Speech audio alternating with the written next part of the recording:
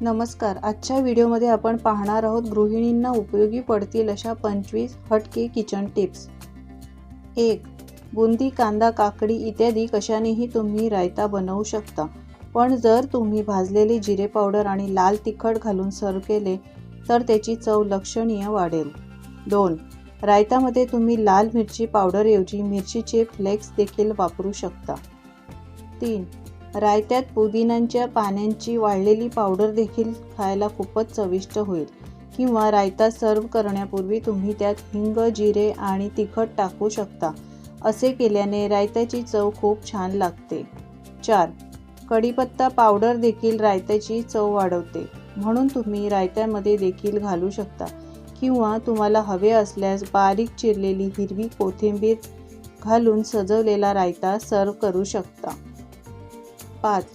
सूपमध्ये चीजचे तुकडे घातल्याने सूप अधिकच चवदार बनते. 6. लस्सी बनवताना पाण्याऐवजी दूध वापरावे, लस्सी अधिक चवदार बनते. 7. गुलाबजामुन बनवण्यासाठी गव्हाचे पीठ खव्यामध्ये मिसळू शकता, गुलाबजाम चवीला खूप छान लागतात. 8.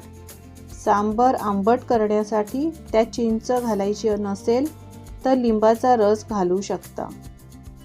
9.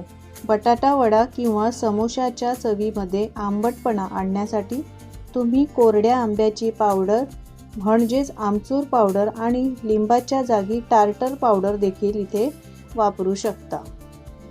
10.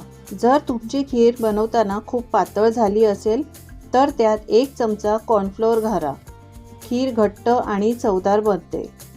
11.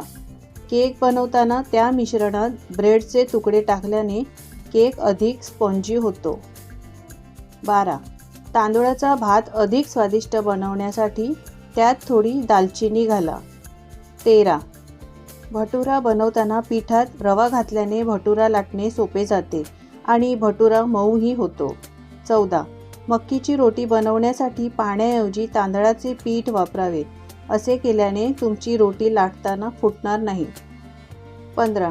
स्वादिष्ट ग्रेव्ही बनवण्यासाठी कांदा, लसूण, आले पेस्ट आणि 2 ते 4 भाजलेले बदाम बारीक करून घ्या.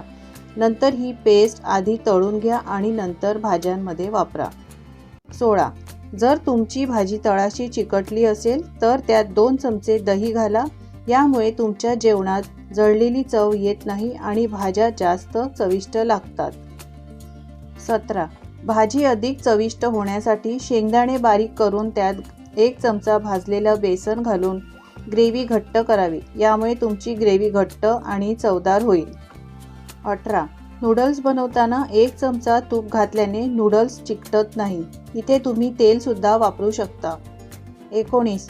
भाज्या उकळताना त्यात थोडे मीठ घातल्याने त्याचा रंग बदलत नाही आणि शिजवल्यानंतर त्या चवीबरोबरच छान दिसतात. किंवा भाजी शिजवूनही त्यांचा रंग नैसर्गिक ठेवायचा असेल तर शिजताना त्यात थोडी साखर घालावी. 20. काहीही तळण्यापूर्वी व्हाईट व्हिनेगरचे 2 ते 3 थेंब तेलात किंवा तुपात टाकल्याने तुमच्या डिशची चव आणि रंग दोन्ही सुधारतात. 21. थंडीच्या दिवसात दही लागण्यासाठी दही मातीच्या भांड्यात लावा आणि दही गॅसजवळ बाजूला ठेवा.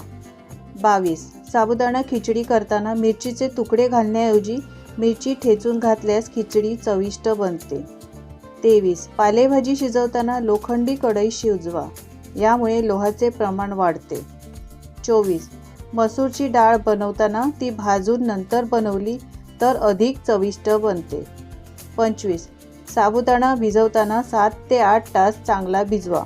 खिचडी बनवताना मंद गॅसवर खरपूस परतावी, यामुळे साबुदाणा छान भाजला जातो आणि खिचडी देखील खमंग बनते. तर गृहिणींनो, कशा वाटल्या या किचन टिप्स?